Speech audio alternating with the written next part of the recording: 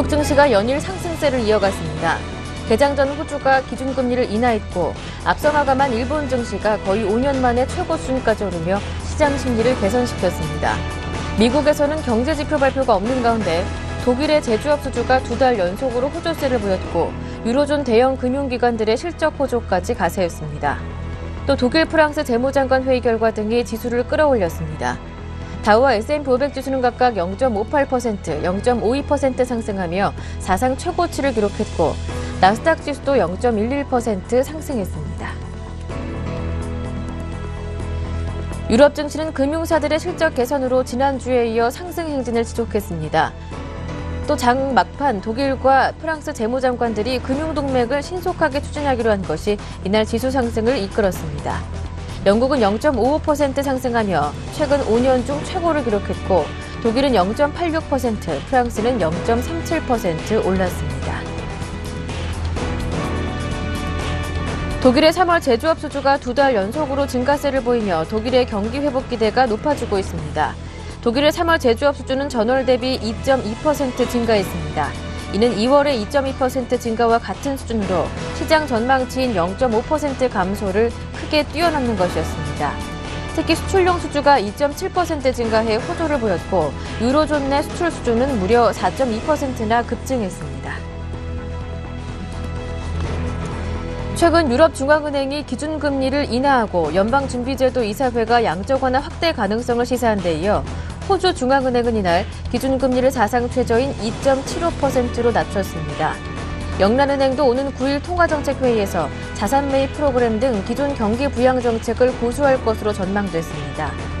스티븐 벌코 롬바르드 오디어 인베스트먼트 CIO는 양적 완화가 시장에 연료를 공급하고 있다고 말했습니다. 박근혜 대통령과 버락 오바마 미국 대통령은 7일 백악관에서 첫 정상회담을 열고 북한의 도발에는 단호히 대응하되 대화의 문을 열어둘 것임을 확인했습니다. 특히 오바마 대통령은 북한의 도발 위협이 계속되는 상황에서도 억지와 대화를 양축으로 하는 박 대통령의 대북 정책 기조인 한반도 신뢰 프로세스에 대한 지지를 표명했습니다.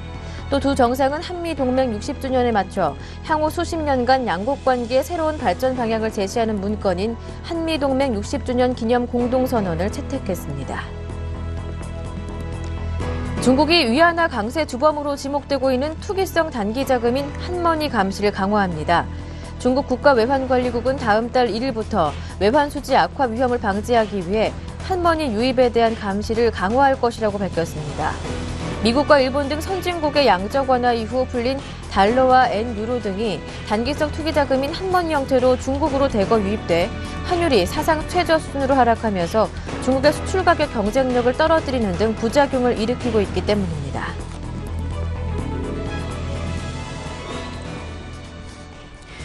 안녕하세요. 굿모닝 대박 예감 김보람입니다. 어제 코스피는 이틀째 내리면서 부진한 모습을 이어갔습니다. 하지만 코스닥은 570을 돌파하면서 5년 만에 최고치를 경신했는데요. 어제 휴장했던 일본 증시 다시 개장을 했었는데 3.5%나 급등하는 모습이었습니다. 이러한 분위기 속에 앞서 유럽 증시도 상승으로 마감했는데요. 독일의 3월 제조업 수주가 예상 밖의 증가를 기록했고요. 또 호주의 금리 인하 소식도 호재가 됐습니다. 지표가 좋았던 독일은 가장 큰 폭으로 오르면서 최고가를 경신했는데요. 이에 뉴욕 증시도 상승으로 출발했습니다. 다우지수는 사상 처음으로 15,000선을 뛰어넘으면서 최고가를 경신하며 마감됐고 S&P 500 지수도 사상 최고가를 다시 한번 보여줬는데요. 3대 지수 모두 오르면서 미국 증시 랠리 분위기가 꾸준하게 이어지고 있습니다. 글로벌 증시 마감과 이슈 보다 자세하게 다뤄보겠습니다. 굿모닝 대박 예감 1부 시작합니다.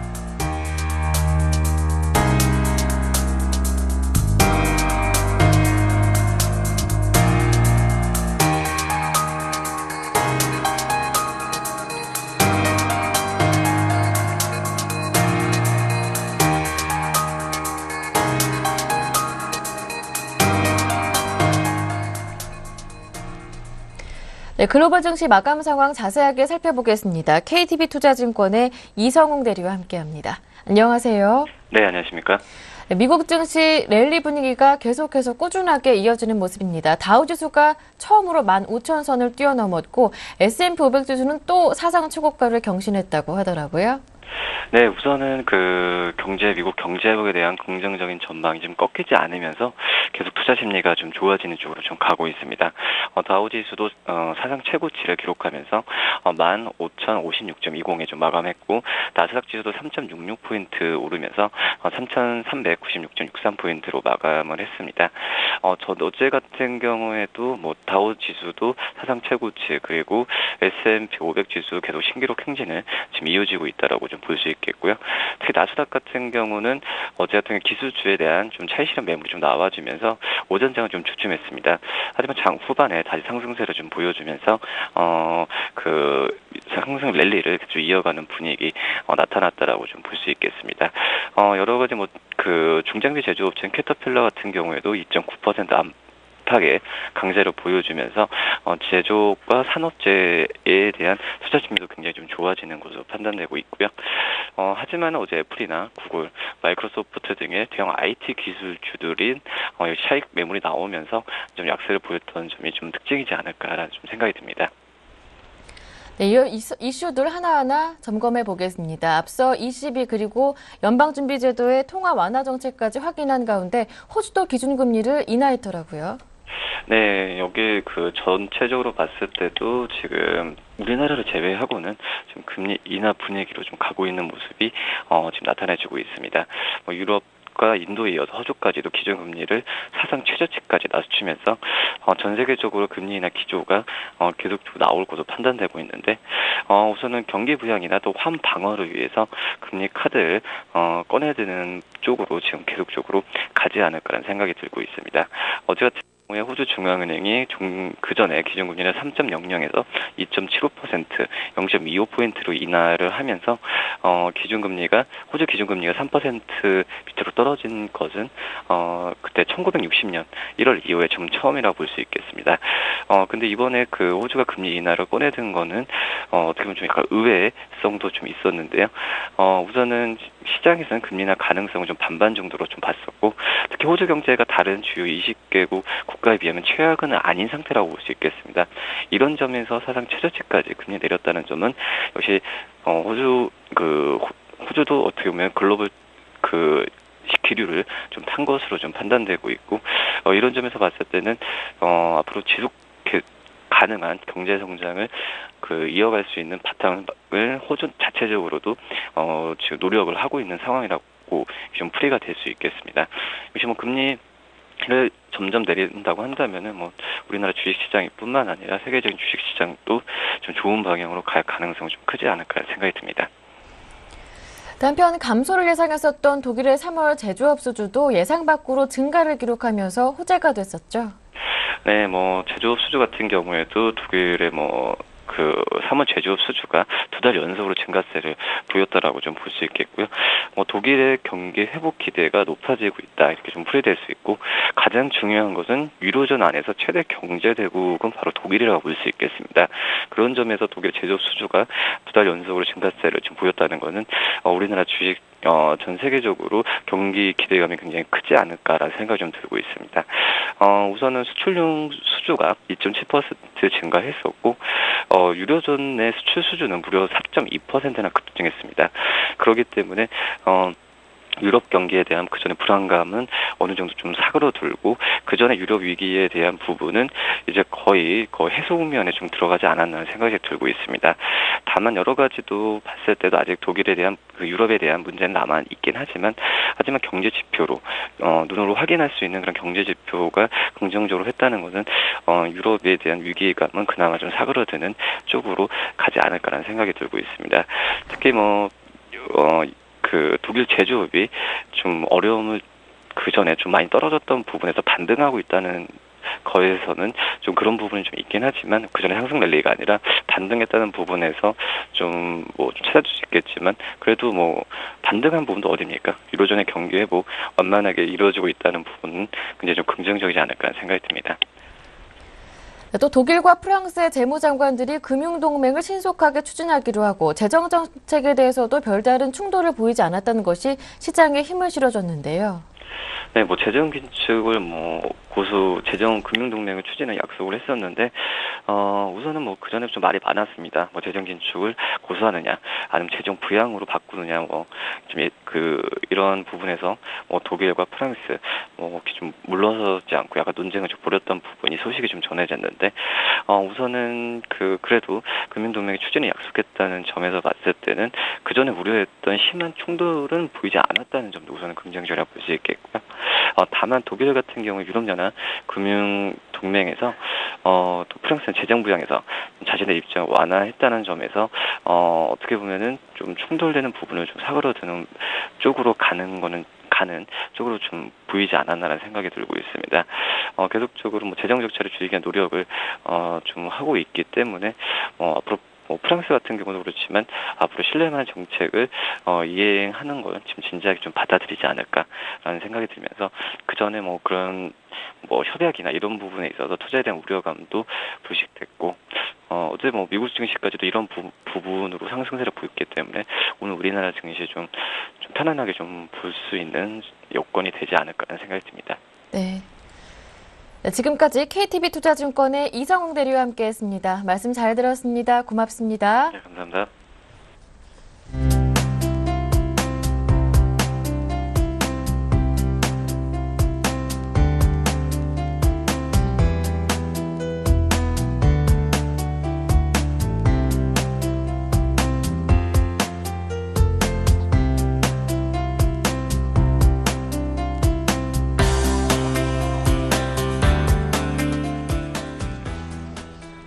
이어서 글로벌 증시 주요 이슈들을 짚어보겠습니다. 레이크쇼어 인베스터스의 이현민 이사님과 함께합니다.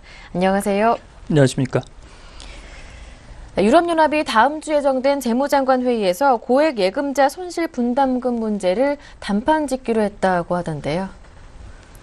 그렇습니다. 이 고액 예금자 손실 분담금 문제 네. 어떻게 흘러갈지도 상당히 관심이 큰 유로존과 EU의 사안이라고 볼 수가 있겠습니다. 다음 주에 EU 재무장관 회의가 예정이 돼 있는데요. 여기서 이 내용에 대해서 단판을 시도한다라는 것이 현재 알려진 소식입니다. 10만 유로 이하의 경우에는 손실 분담금을 제외시키고 10만 유로 이상에 대해서는 고액 예금자에 대해서 손실 분담금을 징구하는 이런 형태로 현재 추진이 되고 있습니다. 이는 키프로스 사태 때 처음으로 이제 적용이 됐었죠. 당시 예외적인 조항이다, 일회성에 한한다라고 얘기를 했지만 현재 나오고 있는 기류는 추가적으로 은행 부실이 일어나는 구제금융 국가에 이를 적용키로 한다는 쪽으로 현재 기류가 형성이 되고 있습니다. 이렇게 되면 어제 저희가 이제 살펴봤던 은행권의 부실 문제가 현재 수면 위로 올라오고 있는 슬로베니아의 은행권 부실에 이 고액 예금자 손실 분담금이 키프로스 사태에 이어서 두 번째로 적용되는 선례가 될 수 있을지도 상당히 관심이라고 볼 수가 있겠는데요. EU의 27개국 회원국들이 자신의 입장을 가지고 있기 때문에 모두 다 이를 찬성할 수 있는 쪽으로 나올지는 상당한 진통이 있을 것으로 예상을 하고 있습니다. 유로존의 예룬 데이센블룸 현재 상임의장은 10만 유로 이상에 대해서는 고액 예금자 손실 분담금이 관철될 수 있을 것이다 라고 낙관적인 전망을 현재 내놓고 있는 상태입니다. 10만 유로면 우리나라 돈으로 한 1억 4천만 원 정도가 되는데요. 고액 예금자 손실 분담금 EU 도입을 놓고 여전히 논란을 겪고 있는 나라도 많다고 하더라고요. 그렇습니다. 이제 영국이 기류적으로는 가장 반대 입장에서 선봉에 쓰고 있고요. 그 밖에 일부 EU 회원국들이 얘기는 적극적으로 개진은 안 하지만 부담을 느낄 수 있는 부분도 있고, 현재 구제금융을 받고 있는 국가들도 이 기류가 어떻게 형성이 되느냐에 따라서 자국에 미칠 손실에 대해서도 셈법이 각기 다르다라고 보겠습니다. 지난달에 유로존 재무장관 회의 때 포르투갈과 아일랜드에 대해서 구제금융 상환기간을 7년 연장을 해줬습니다. 아일랜드는 이 고액 예금자 손실 분담금을 의회에 제출할 초안을 이미 마련한 상태인데요. 이 도입을 놓고 다음 주 있을 EU 재무장관 회의에서 이 내용이 어떻게 결론이 날지 현재 의회 표결을 미루고 네. 있는 상태라고 볼 수가 있겠습니다. 저희가 이제 이 시간을 통해서 누누이 간간히 말씀을 드렸는데요.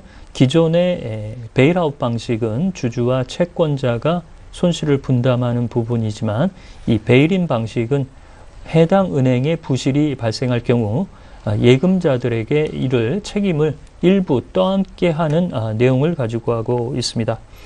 이 고액 예금자 손실 분담금이 EU 내에서 만약에 합치 쪽으로 판결이 될 경우에는 IMF나 ECB의 부담을 덜 수 있다는 측면에서 ECB의 드라기 총재가 이 고액 예금자 손실 분담금에 대해서 네. 적극적으로 함구하고 있다는 것도 이 배경이라고 보겠습니다. 네, 이 고액 예금자 손실 분담금 조치가 EU에서 정식으로 채택되게 된다면 앞으로 예금자들의 자금 흐름도 큰 변화가 있을 것으로 보이는데요. 그렇습니다. 은행권의 부실이 네. 늘어난다는 소식에 민감하게 움직일 수밖에 없겠죠. 기류상으로는 유로존은 이미 이를 적용하는 쪽으로 가닥을 가져가고 있기 때문에 EU 국가들까지 이제 동참을 읍소하는 이런 형태가 될 수가 있겠습니다. 가장 현재 변수가 영국인데요. 영국이 만약에 반대하고 여기서 빠지겠다라고 얘기를 하게 되면 유로존의 일부 고액 자금은 런던 시장으로 들어갈 공산이 있다라고 볼 수가 있겠습니다.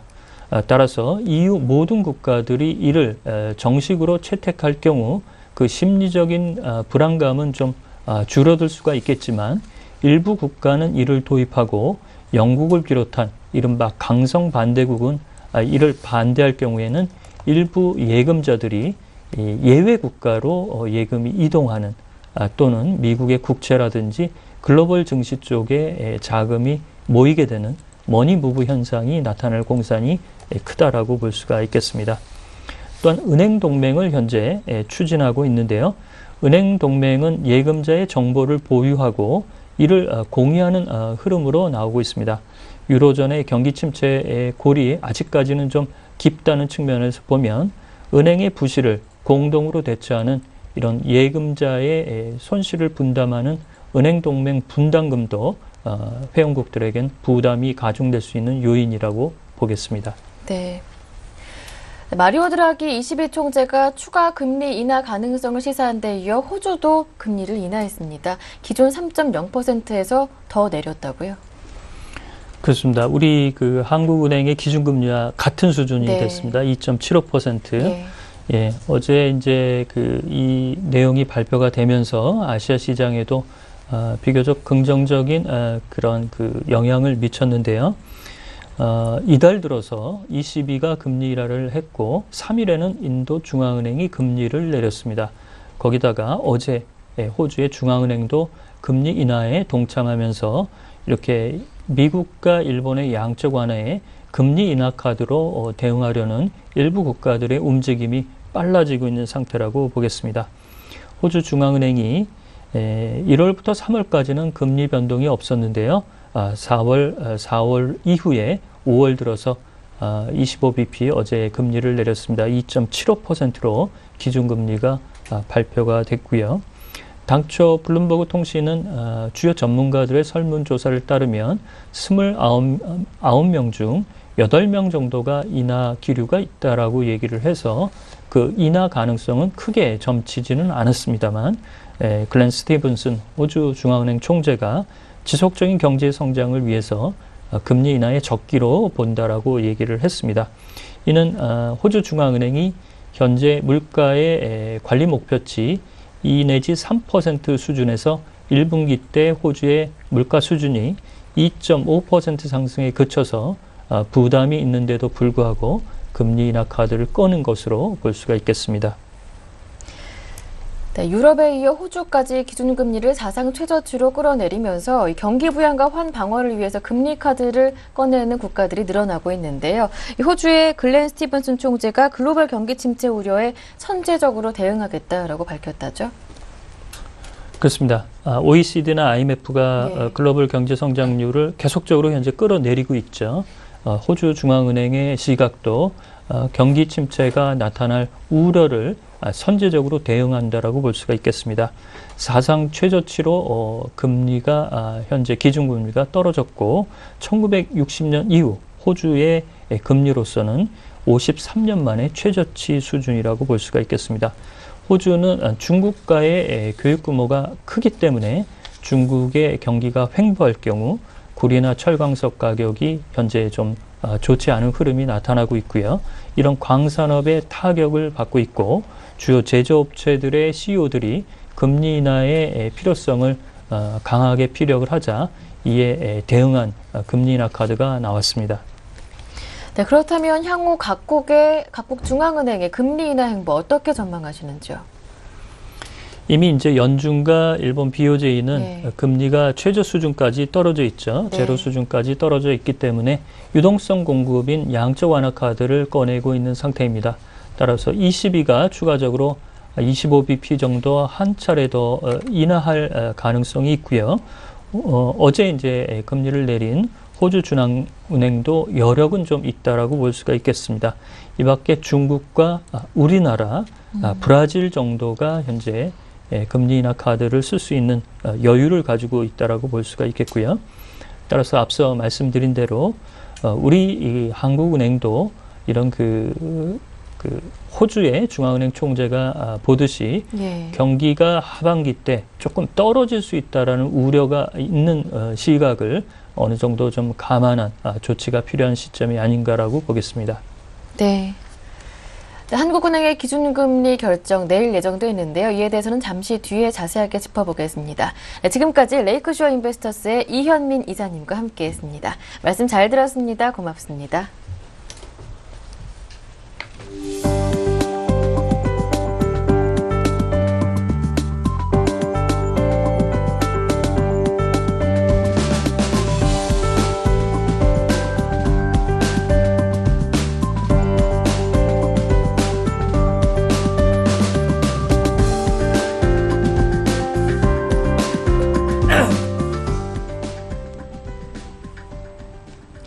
먼저 오늘장 전략 시간 이어가겠습니다. 매주 수요일부터는 오늘부터 한 주 우리 증시에 영향을 미칠 한 주간의 이슈들을 점검해 보면서 증시 전망을 해보는 시간을 갖겠는데요. 오늘은 골든이글 투자자문의 정태근 팀장님 모셨습니다. 안녕하세요. 네, 반갑습니다. 이슈를 점검하기 전에 먼저 전일장 국내 증시 어떻게 마감됐는지부터 정리를 해보겠습니다. 어제 코스피는 이틀째 부진한 모습을 보였습니다. 1954포인트에 마무리가 됐고요. 반면 코스닥은 사흘 연속으로 오르면서 어제는 570전을 돌파하며 5년 내 최고치였다고 하더라고요. 네, 코스피 같은 게 조금 부진하고 있습니다. 예. 조금 자꾸 일본의 영향을 좀 받고 있다 봐야 될 것 같은데요. 네. 일단은 그 엔저 우려에 대한 우려감들이 좀 시장을 지배를 하게 되면서 계속해서 그 셀 코리아가 좀 진행이 되고 있습니다. 엔저로 인해서 자동차 업종이 약세를 보였다는 부분들, 그리고 외국인이 장 초반에 현물 쪽 그리고 선물 쪽에서 동반 매도가 나왔다는 부분들이 장 시장을 전체적으로 내리는 그런 요인으로 작용한 것이 아닌가 생각이 되고 있습니다. 마이너스 0.36% 정도 하락한 1954.35포인트에 마감을 했었고요. 수급도 한번 좀 살펴보게 된다면은 외국인이 2,500억 정도 매도를 했었고요. 그리고 투신도 마찬가지로 114억 정도 매도를 했었는데요. 전체적으로 봤을 때 외국인의 매도가 시장에 상당히 큰 부담으로 작용했었다고 좀 보시는 게 맞을 것 같습니다.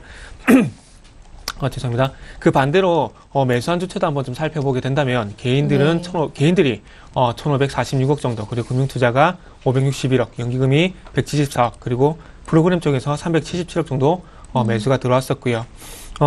업종도 한번 마지막으로 살펴보게 된다면 IT, 자동차, 은행, 증권, 전기가스, 조선, 철강과 같은 업종들이 약세를 보였고요. 반대로 통신, 의류, 기계, 건설, 유통업종이 반대로 강세를 보이기도 했었습니다.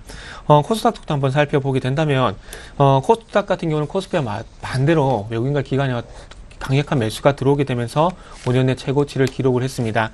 드디어 570포인트를 돌파를 하게 되면서 573.68포인트에 마감을 했었고요. 특히나 IT 섹터에 상당히 좀 강력한 매수가 들어왔었는데요. IT 섹터, IT 소프트웨어, IT 하드웨어 쪽으로 외국인과 기관은 470억 정도 집중적인 매수세를 보이기도 했었습니다. IT 섹터뿐만 아니라 홈쇼핑이라든지 그리고 게임 섹터도 상당히 강력한 매수가 들어왔었고요. 테마 쪽도 하고 한번 살펴보게 된다면은 특히나 뭐 게임 섹터, 모바일 게임 섹터라 좀 봐야 될 것 같은데요. 신작이 되었던 출시 기대감으로 인해서 바른손 게임즈가 3일 연속 상한가에 진입을 했었고요. 여타 JCA 같은 게임주들이 2% 넘는 강세를 보이기도 했었습니다. 그리고 박근혜 대통령께서 뭐 미국 쪽에 가서 대규모 투자를 유치했다는 소식이 전해지게 되면서 박근혜 테마도 상당히 좀 강세를 보였었는데요. 보령 메디앙시가 상한가에 진입을 했었고요. 아가방 컴퍼니, 이지, 그리고 비트컴퓨터 같은 종목들이 장중에 좀 강세를 보이는 부분들도 확인이 됐었습니다. 네. 자, 어제장 이슈가 됐던 게 바로 호주의 금리 인하 카드였습니다. 이제 내일은 한국은행 금통위도 예정돼 있는데요. 한 주간 이슈 점검해 보겠습니다. 네, 일단은 뭐 호주 중앙은행 기준금리 인하를 했던 부분이 이슈가 좀 될 것 같은데요. 이 부분 좀 많이 좀 얘기를 들으셨을 겁니다. 자, 일단은 그 호주 같은 경우에는 뭐 우리나라 마찬가지 수출 국가라 좀 보시면 될 것 같은데요. 근데 중요한 것은 호주 같은 경우에는 여러 가지 섹터가 있는 것이 아니라 특히나 원자재 관련된 광산업에 대한 수요가 수요 그리고 수출이 대부분을 차지를 하고 있다 보시면 될 것 같아요. 그래서 원자재 수요가 감소를 하게 되면서 광산업에 타격을 받게 된다면은 호주 경제가 전체적으로 타격을 받는 구조로 연결이 되고 있는데요. 그래서 이런 그 광산업 부진으로 인해서 이 광산업의 어떤 기업들을 지원하기 위한 어떤 금리를 인하했다 보시면 될 것 같아요. 그리고 최근에 마찬가지로 호주 같은 경우에도 수출국가라고 말씀드렸듯이 최근에 호주 달러가 강세를 보이고 있다는 부분들도 아무래도 호주 중앙은행이 기준금리를 인하시키는 요인으로 작용한 것이 아닌가 좀 생각이 되고 있고요. 금리 인하를 통해서 어떤 환율을 약세 쪽으로 유도하겠다는 그런 의도라 좀 보시면 될 것 같은데 이런 부분이 과연 우리나라에도 어떤 영향을 미칠지가 내일 시장에 좀 가장 좀 중요한 이슈거리가 아닌가 좀 말씀 한번 드려보고 싶고요.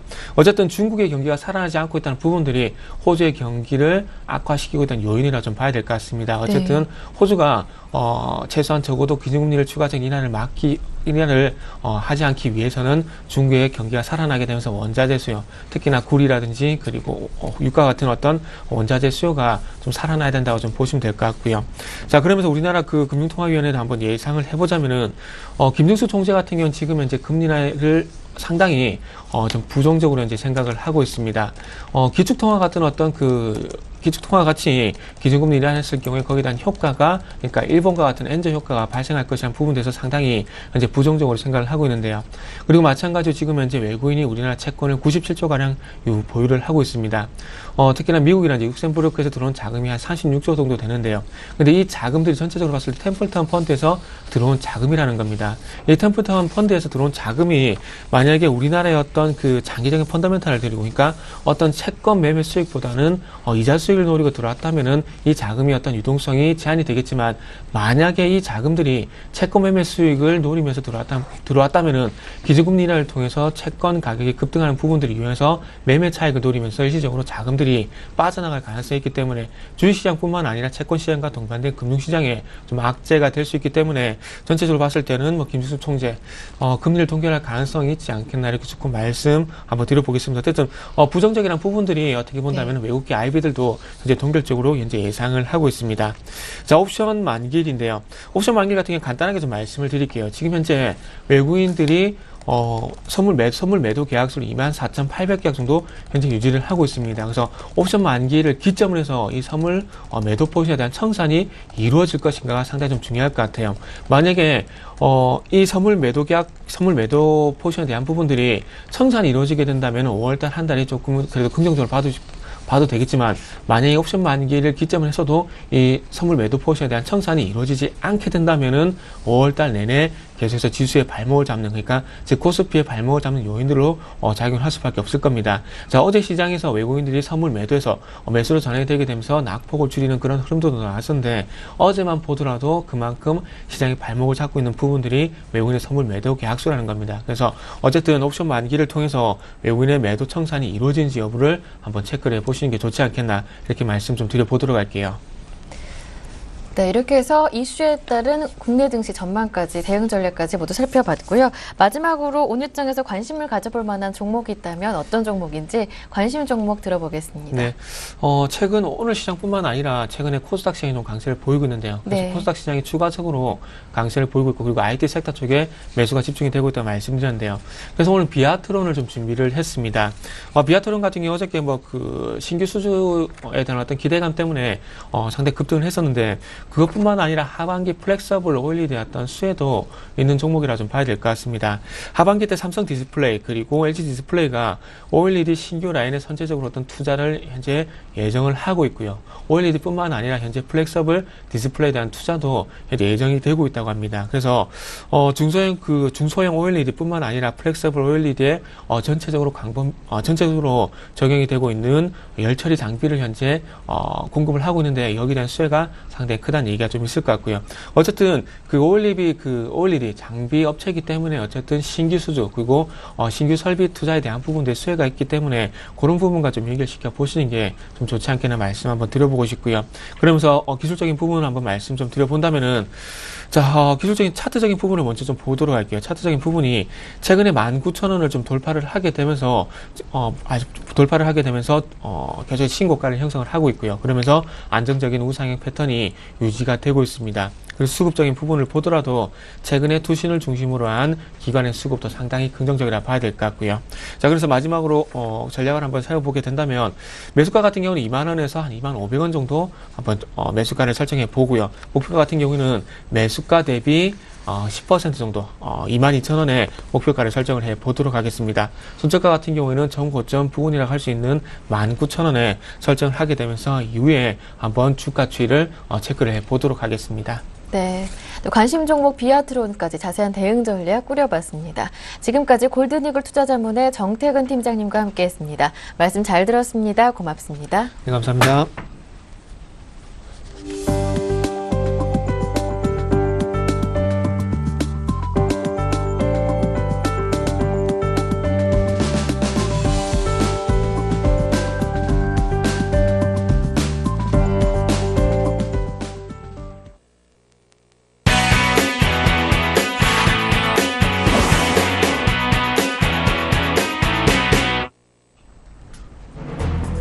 (5월 8일) 수요일 이슈앤이슈 주요 소식입니다.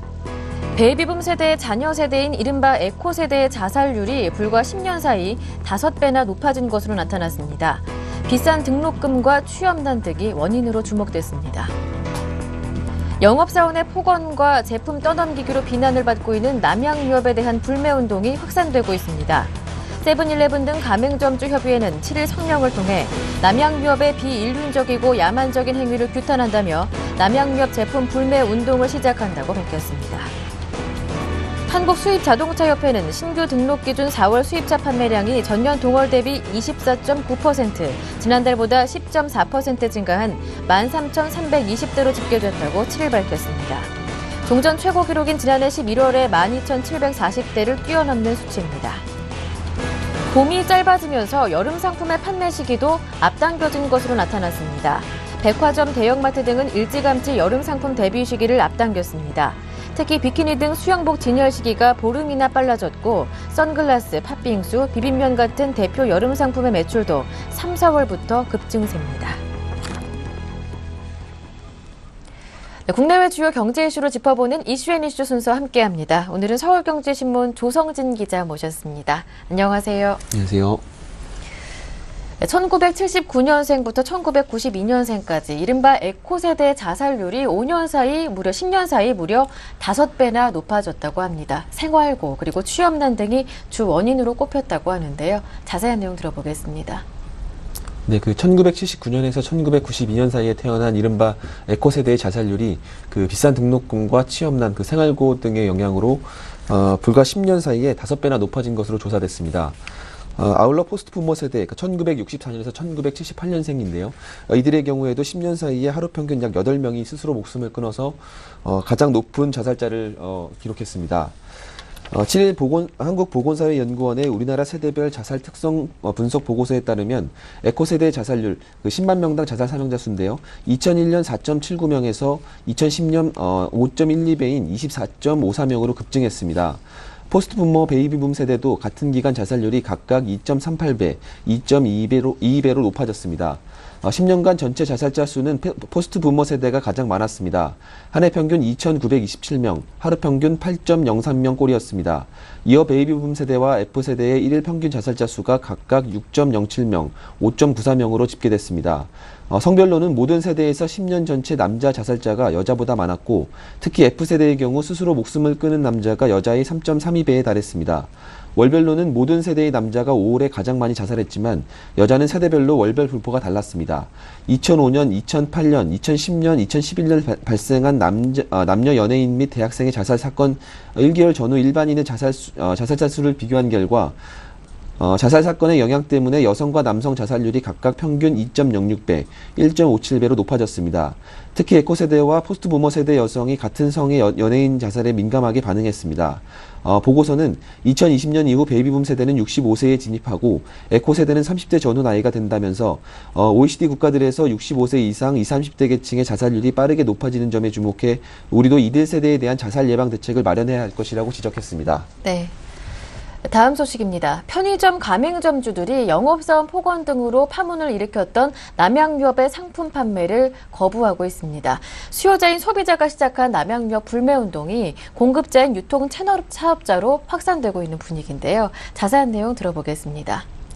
네, 세븐일레븐과 바이더웨이 가맹점주 협의회는 7일 그 영업사원의 폭언과 제품 떠넘기도 비난을 받고 있는 남양유업 제품에 대해 불매운동에 나서겠다고 밝혔습니다. 협의회는 이날 성명을 내고 남양유업의 비윤리적이고 야만적인 행위를 규탄한다면서 남양유업은 즉각 대국민 사과를 하고 이와 같은 일이 다시는 발생하지 않도록 담당 임직원을 징계 처리해야 한다고 주장했습니다. 협의회는 우리는 이번 사태를 그냥 넘기지 않을 것이며 본부의 우월적 지위 남용을 차단하기 위해 노력할 것이라면서 이번 사태가 원만하고 유연하게 해결될 때까지 일시적으로 불매운동에 동참한다고 밝혔습니다. 최근 편의점 24시간 강제 영업 방침, 폐점 신청 시 과도한 위약금 청구 등 가맹본부와 편의점 업주 간 불공정 계약 관행 개선 운동을 벌여온 이 협의회의 전체 회원 수는 2천여 명입니다. 회비를 내며 적극적으로 활동 중인 회원은 약 300여 명이 됩니다. 협회는 특히 다른 브랜드의 편의점 가맹점주들도 참여하는 전국 편의점 가맹사업자 단체 협의회와 불매운동 방안을 논의하고 있어서 향후에 그 불매운동 파장이 확산될 가능성도 있습니다. 네. 지난 4월 수입차 판매량이 13,320대로 사상 최대치를 또 기록했다고 합니다. 자세한 내용 전해주시죠. 네, 그 국내 완성차 업체들이 그 내수 시장에서 소폭 신장하고 있는데 반해서 그 수입차들은 또다시 시장을 크게 넓혔습니다. 한국수입자동차협회는 올 4월 수입차 신규 등록 대수가 3월보다 10.4% 증가한 13,320대로 집계됐다고 7일 밝혔습니다. 작년 4월과 비교하면 24.9%가 증가한 것입니다. 작년 11월 12,470대였던 월간 최대 판매량 기록을 5개월 만에 경신하며 다시 사상 최대치를 기록했습니다. 올해 1, 4월 누적 판매량도 48,284대로 작년 같은 기간에 39,953대보다 20.9% 증가했습니다.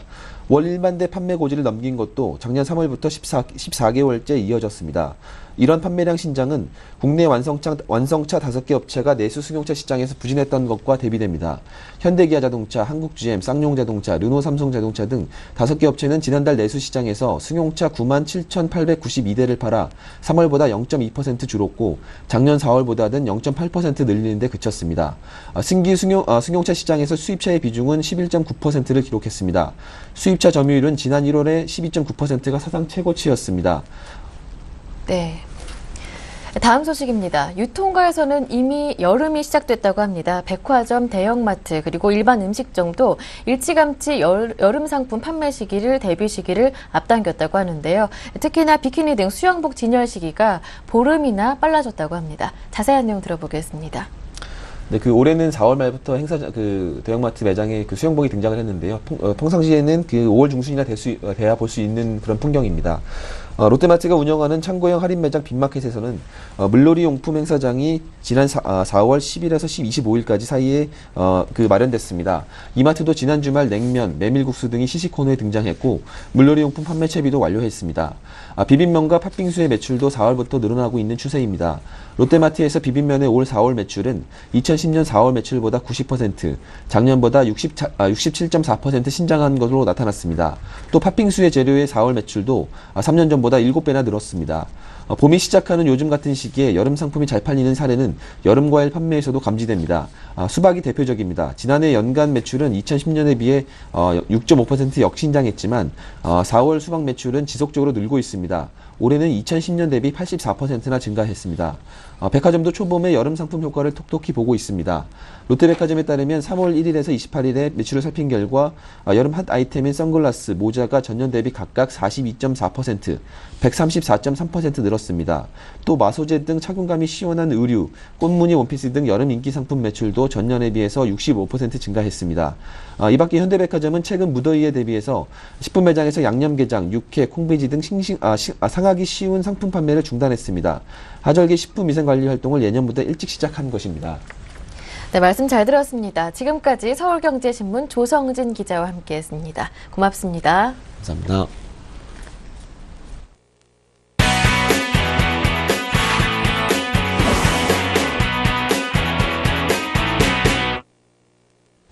네, 이번 시간은 앞으로 시장을 주도해 나갈 업종에 대해서 자세하게 쉽게 풀어보는 시간인데요. 샘플러스 김용준 전문위원과 함께합니다. 안녕하세요. 예, 안녕하세요. 네, 지난 이틀에 걸쳐 AMOLED 공정에 대해서 저희가 배워봤는데요. 오늘 이 시간에는 미래 자동차 산업에서 배워본다고 들었습니다. 네, 그렇다면 먼저 자동차 산업이 어떻게 변화하고 있는지부터 분석해 볼까요? 예. 최근에 이틀 동안 얘기했던 내용들이 조금 어렵다고 해서 좀 최대한 좀 쉽게 설명을 좀 해보도록 하겠습니다. 일단은 이제 자동차 산업이 이제 변화될 수밖에 없는 가장 큰 이유가 일단 전기 자동차라는 얘기는 지금 많이 들으셨던 거고요. 전기 자동차가 앞으로 갈 수밖에 없는 게 지금 현재 기존에는 내연 자동차, 그러니까 화석 연료를 이용해서 움직였던 자동차들이 이제 그린 전기 자동차로 변화된다. 근데 이렇게 될 수밖에 없는 게 결국은 탄소 배출량의 문제고요.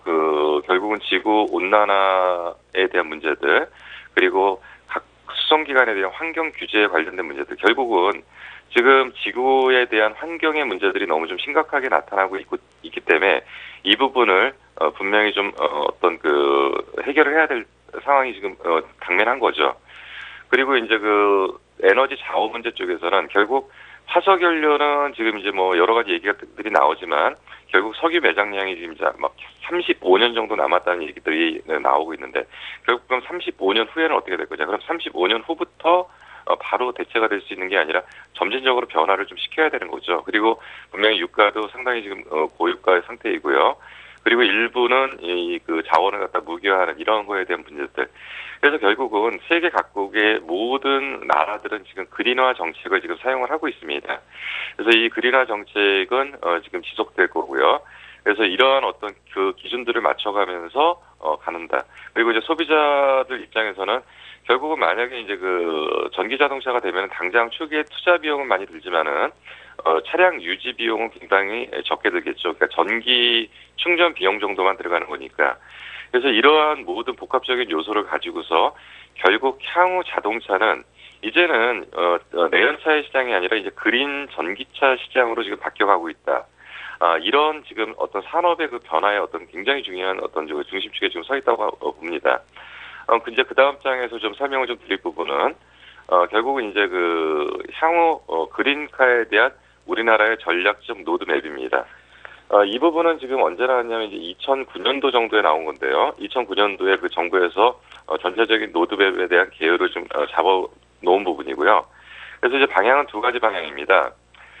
플러그인 하이브리드 자동차, 그러니까 우리가 지금 알고 있는 하이브리드 자동차가 있는가 하면 앞으로 가야 될 길은 뭐냐면 플러그인 하이브리드 자동차입니다. 이 부분을 좀 설명드리기 위해서 밑에 부분에 잠깐 다음 장을 좀 설명을 좀 드리면서 이 부분을 좀 설명드릴게요. 그 밑에 부분 이제 그린차 도용도라는 게 있는데요. 하이브리드라는 차는 결국은 우리가 기존에 갖고 있는 화석연료를 이용해서 엔진을 돌리는 방법에서의 어떤 구동 방법이 나오는 거고요. 여기다가 또 한 가지 어떤 장치를 부착해서 그러니까 배터리하고 모터, 그러니까 전기 자동차로 가는 방법을 뭉쳐서 하이브리드로 가는데 여기에다가 지금 플러그인 하이브리드, 그 다음 옆에 보면 플러그인 하이브리드는 하이브리드와 차이가 뭐냐면 전원 장치가 들어간다는 겁니다. 그래서 충전이 가능하다는 거죠, 배터리가. 근데 하이브리드는 배터리에 충전이 불가능한 거고요. 플러그인 하이브리드는 배터리에 충전이 가능한 방식이다. 뭐 이렇게 보시면 설명이 좀 될 것 같고요. 그래서 다시 위쪽으로 올라갑니다. 다시 위쪽으로 올라가서 이제 그 플러그인 하이브리드 자동차를 전체적으로 이제 전략적인 차로 활성화시키면서 이쪽에서는 고밀도 배터리의 문제죠. 여기서는 플러그인 하이브리드의 최고의 핵심은 뭐냐면 결국은 배터리의 양을 어떻게 할 거냐라는 핵심 기술을 연구 과제로 지금 갖고 지속적으로 이제 그 발전시켜가는 과정들이고요. 그리고 이제 그 전기 자동차 쪽은 플러그인 하이브리드는 전기와 내연이 같이 합쳐진 거고요. 그리고 전기 자동차 자체적인 방향으로 갑니다. 전기 자동차 자체적인 방향으로는 고효율 모터하고 인버터, 컨버터 이 부분이 가장 핵심입니다. 그래서 결국 이런 것들이 합쳐져서 어느 정도 시기에서는 인프라 구축하고 이런 것들이 전체적으로 해서 향후 정부 주도의 내수 시장을 형성해서 해외로 진출하겠다는 것이 이게 전체적인 전략적 로드맵입니다. 그러면 이 방향에 대한 최종적인 어떤 상황들을 마지막으로 맨 마지막 장에서 좀 점검을 해보면요. 결국 향후 그린카 시장이 얼마나 형성되고 얼마나 커질 거냐라는 것을 볼 수 있습니다.